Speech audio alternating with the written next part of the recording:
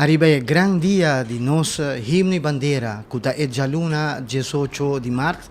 Nós queremos invitar a inteira povo de Aruba para presenciar a cerimônia protocolar, que vai tomar lugar diante de Praça Libertador Batico Cruz, e também depois tem o gran defilé, que por waktu nos grupos não uniformar, não passa diante mandatário, não, povo também pode estar presente para presenciar isso aqui, para dar grandeza, na todos os jovens, na todos os gêneros, que está assim diferente atividade ou serviço voluntário, grupo de baile, grupo uniformado, grupo de autoridade, que trata de nossa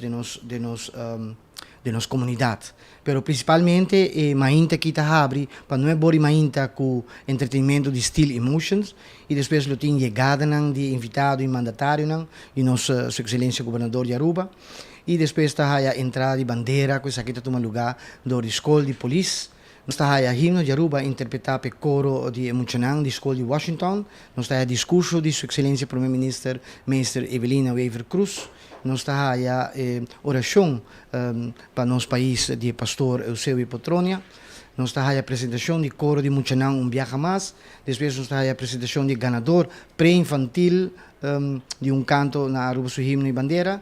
Nós está a apresentação de ganador infantil de festival. Depois nós está a apresentação de coro de Muchanang Atrobe, com a boa direção de Maybelline Arons Cruz.